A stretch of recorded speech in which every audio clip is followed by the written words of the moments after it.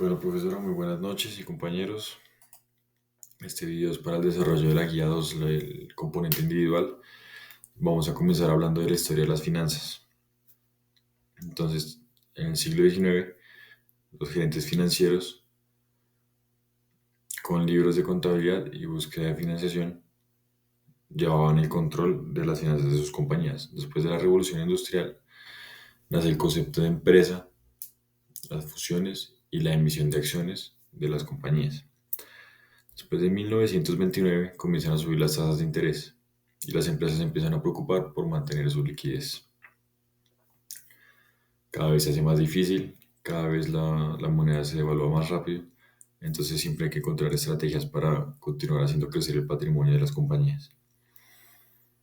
Después de la Segunda Guerra Mundial y durante la Guerra Fría, se comienzan a introducir sistemas informáticos en las empresas, sistemas informáticos que se desarrollaron y se agilizaron durante la guerra, principalmente para la codificación de mensajes encriptados. Luego, esa tecnología se empezó a implementar en las compañías para manejar las finanzas. En los años 60 se empieza a utilizar cada vez más la planificación y el control de los presupuestos de las compañías, en donde se le da más importancia a maximizar el valor de la empresa, controlar cuánto entra, cuánto sale y cómo se controla esto a lo largo del tiempo, teniendo en cuenta la inflación. En 1973 hay una crisis energética y esta es una base de las finanzas para el crecimiento empresarial. Porque entonces aquí se empiezan los intelectuales a idear y a los gerentes qué decisiones deben tomarse en una empresa para mantener su valor en el tiempo, sin importar la crisis por la que estén pasando. Actualmente, las estrategias utilizadas son análisis y planeación, se incrementa la capacidad contributiva y se estructuran muy bien los activos empresariales. Vamos a hablar del costo de capital. ¿Qué es? Es el rendimiento que requiere la empresa sobre la financiación que que esté obteniendo, sea capital contable, financiación de un banco o inversión externa, según Scott Besley. ¿Cómo se obtiene? Se debe tener en cuenta el riesgo de la operación. Hay riesgo de mercado y riesgo único. El riesgo de mercado es la consecuencia de los elementos que afectan toda la economía.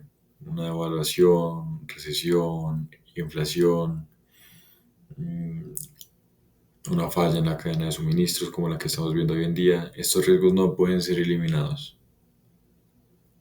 Pueden ser mitigados las consecuencias de estos riesgos cuando se cumplan sobre el valor de la compañía. Y hay riesgos únicos, que son los riesgos asociados a un elemento en particular, como por ejemplo un cambio de gusto en el consumidor. Estos sí que se pueden eliminar.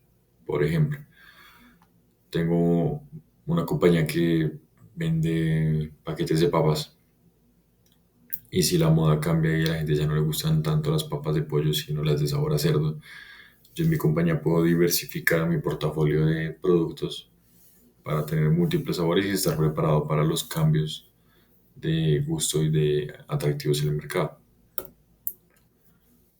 Entonces está la fórmula de modelo de fijación de activos de capital. Entonces, donde K5 es la tasa requerida de rendimiento, este es la tasa libre de riesgo, KM rendimiento del mercado, beta, que es el mismo término en economía, y KM-RF es la magnitud de la prima de riesgo de mercado. Y aquí tenemos que beta, entonces es igual a la covarianza entre la rentabilidad de la acción y la del mercado, y dividido entre la varianza del mercado. La conclusión es que para obtener una mayor rentabilidad es necesario tomar mayores riesgos. Ojo, ¿hasta qué punto puedo seguir aumentando los riesgos de la compañía con el fin de obtener mayor rentabilidad? Las empresas entonces utilizan varios modelos de financiación. Se utiliza el costo de capital promedio ponderado, que es cuando la empresa recibe múltiples, por ejemplo, múltiples préstamos a diferentes años, a diferentes intereses, ya es una fórmula que vamos a ver. Se pondera el promedio de cuánto me está costando cada dólar que recibo de financiación de la empresa a lo largo del tiempo. ¿Cómo se obtiene? Entonces se obtiene el costo de cada tipo específico de capital teniendo en cuenta su proporción en la estructura de la empresa y que permite identificar el interés sobre cada dólar que está siendo financiado, como lo decíamos anteriormente. Esta es la fórmula. En conclusión, es que el objetivo de esta fórmula es determinar la medida del costo de la deuda de la compañía y así puedo obtener el valor más bajo por esa deuda y tener el beneficio de la financiación a un menor costo.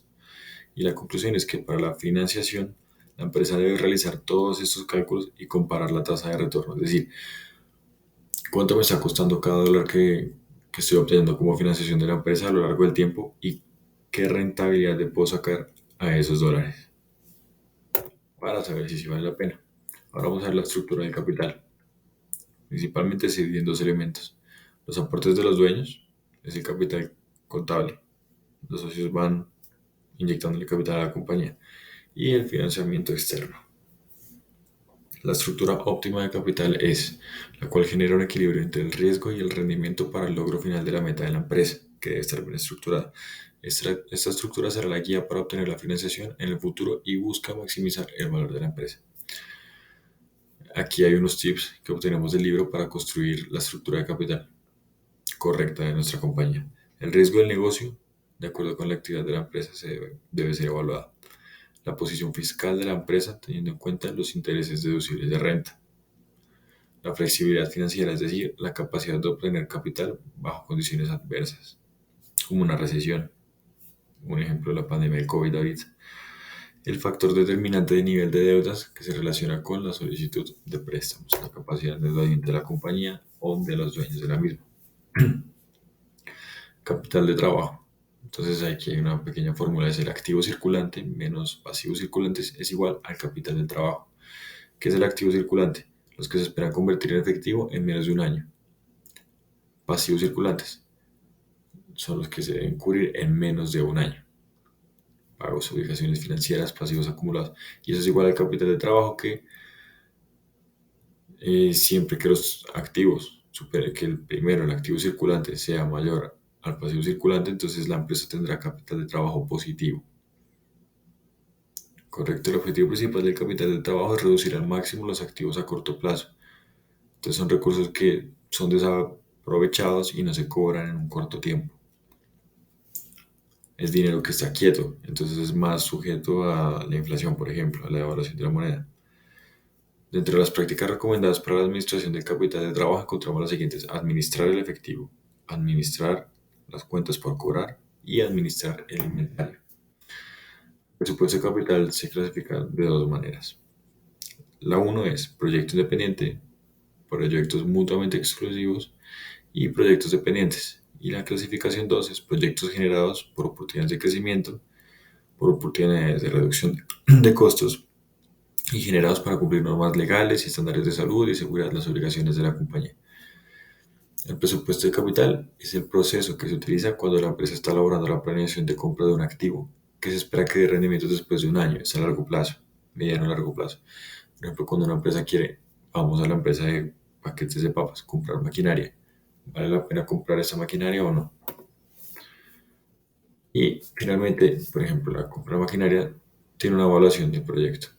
Eso, cuando se hayan proyectado los flujos de efectivo netos, se realiza bajo los siguientes métodos. Tasa interna de rendimiento, cuánto le va a generar a la empresa. Valor presente neto, a cómo va a adquirir esa maquinaria.